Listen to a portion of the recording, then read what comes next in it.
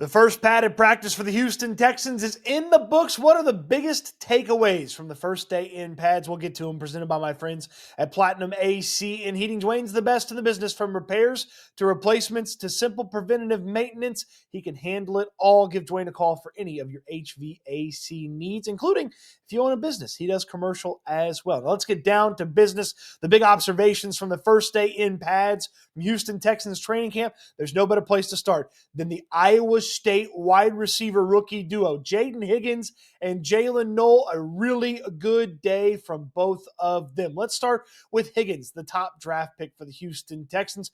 First off, he's already a surprisingly broad-shouldered player, but when he puts the pads on, he just looks even more imposing at the wide receiver position. But what I liked out of Higgins today is something that we've been talking about here on the channel was going to be present in his game. He was winning out of the slot. So early on in practice, the Texans had it set up in a 3rd and 8 situation where the offense had to go out there and they had to find themselves enough yards to either make it a 4th and short or just go ahead and get that first down. And Higgins lined up stacked with Jalen Knoll, and then Knoll motioned out wide, and Higgins won from the slot, got the first down with ease and a few extra yards. So that was the initial Jaden Higgins play that I thought was really good. And then later, out of the slot, he found himself, he cut in a little bit, and then he cut across the field, got into C.J. Stroud's line of vision, and then Higgins catches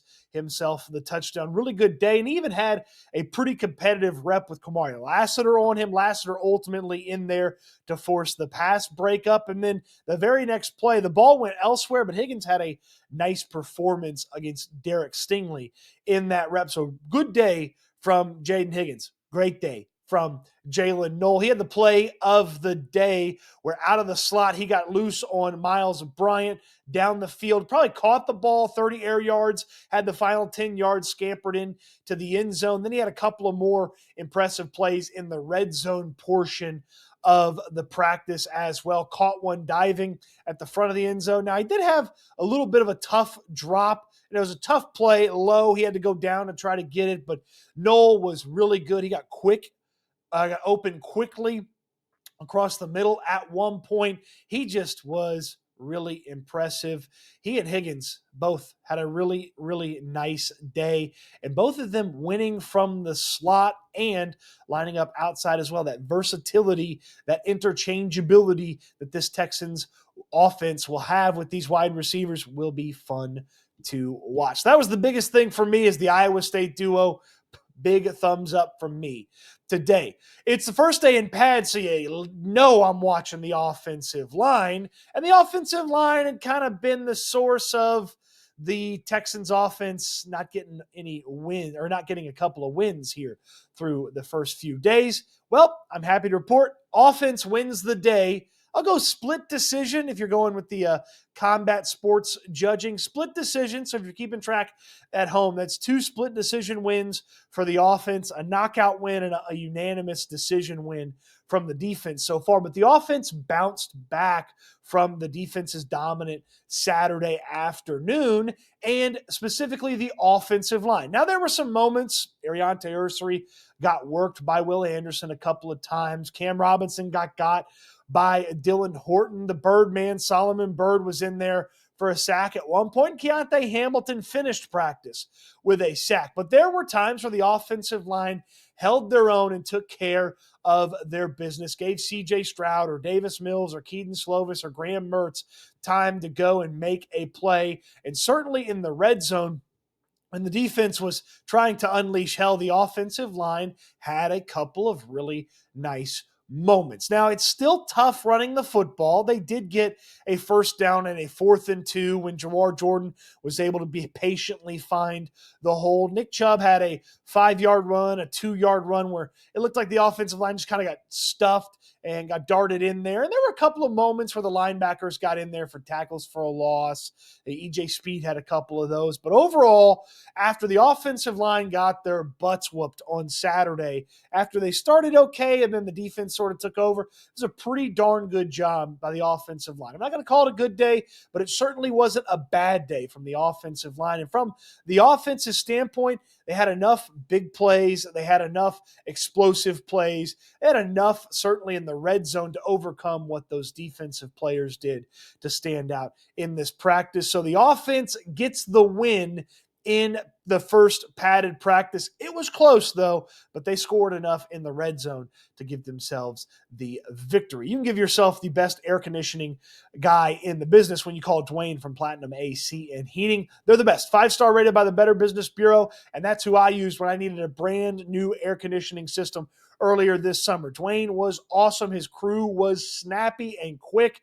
Got it done in no time. And if it hadn't been raining that day, they'd have been done in probably record time. I think Guinness would have come out here and given them a certificate for how fast they did the new inside and on top of my building air conditioner install. They were great. From repairs to replacements to simple preventative maintenance to make sure your AC is running as efficiently as it can, Dwayne and Platinum AC and Heating can take care of you. Put the number in your phone. When you need an AC guy, you need the AC guy, and that's Dwayne at Platinum AC and Heating. Let's talk about the tight ends today.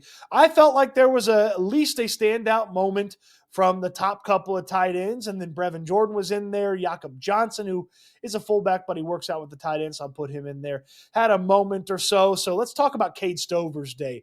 First off, Stover early on, 3rd and 8 situation. Defense has everybody covered up, and CJ Stroud scanning. Boop, there's Cade Stover. Leaks in behind the defense, takes it upfield, finds a first down for the Houston Texans offense. And that may be what Cade Stover's going to do quite a bit for this Houston Texans team. A little bit later on, Stover takes it down the middle. He catches the ball, and as soon as he catches it, boom! Kalen Bullock was there to knock it loose, and Stover popped right back up. He's no stranger to a little bit of contact. It was a good job by Bullock being physical, and it wasn't a unnecessary thump. He just arrived at basically the same time that the football did and dislodged it. But later on, I really loved this play from the Texans.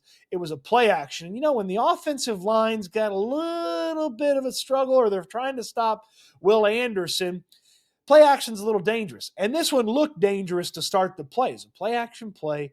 Stroud pulls it back, and Will Anderson is flying in on him. And Stroud sort of peeks around Anderson. Look, there's Cade Stover running free and easy. Stroud makes the throw. Stover corrals it. And then Jake Hansen comes flying in. Stover kind of lowers the shoulder, takes the thud, keeps it going. Would have been a pretty big gain for the Houston Texans offense out there in the red zone. It was a perfectly executed play to get the ball to Stover.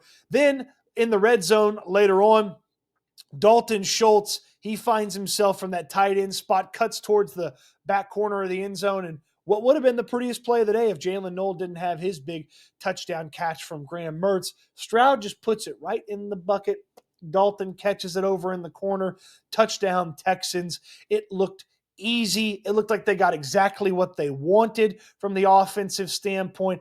I liked that. Now, Stover's on the field a little bit more than Dalton Schultz, and I do wonder if there's a trust factor that he can help out in the blocking elements more than Dalton Schultz can, but I still believe Schultz to be the better receiving tight end, though Stover's prowess and improvement at that is pretty apparent. Nothing to note from Brevin Jordan today, but he spoke after practice, and he is just thrilled to be back out there after the knee injury, and of course loves that the Texans gave him that opportunity and invested in him while he was hurt, and he feels like he is himself, and Jordan's had some nice plays through the course of training camp. Nothing to report from today. And then Jakob Johnson.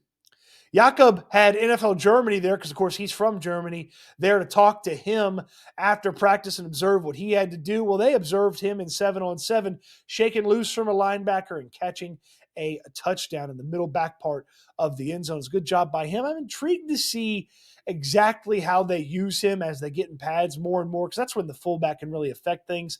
Blocking on the edge of the formation, and sometimes he gets in there in that traditional fullback sense, but Ultimately, for me, I felt like the tight ends had a pretty solid day, led by Stover with that big first down catch, bouncing up after Kalen Bullock laid the hit on him, and then that other first down catch that he had in the red zone as well when Stroud was able to operate out of that play action. My last big observation, the secondary was putting the clamps on a time or two. They were out there. Even on a play where Nico Collins scored a touchdown, Kamari Lassiter was right there, almost close to make the play. There was a couple of coverage sacks where the quarterbacks just didn't have anywhere to go, so they took the sack. Graham Mertz threw the ball away at one point, and he's got to be careful. It looked like it would have been a grounding if that was the case. C.J. Stroud had to kind of just figure out what he was doing. He rolled out and tried to get away from it.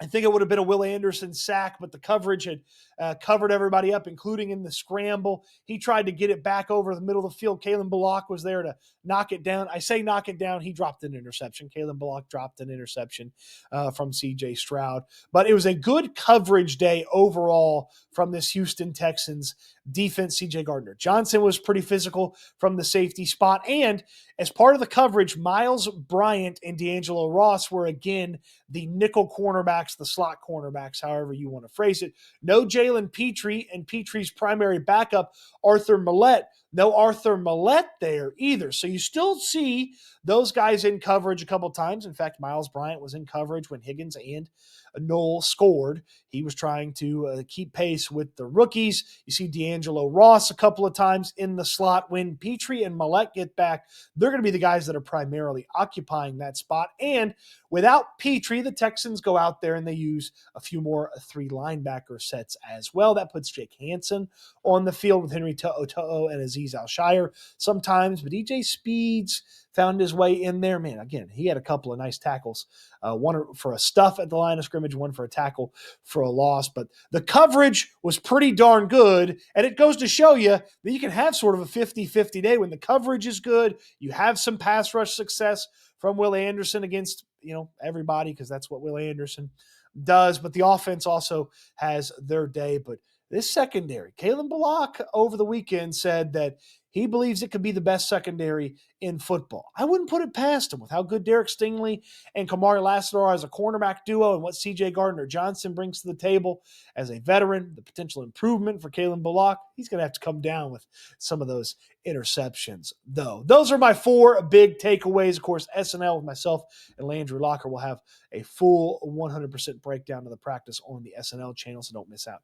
on that. You can read the full breakdown at Houston Football. You can subscribe in the description down below. And of course, on your way down to the comment section, throw me a thumbs up on the video. Subscribe to the channel if you haven't already. Check out my friends at Platinum AC and Heating, and I appreciate you watching the video. I hope you enjoyed it, and I can't wait till we talk Texans again soon.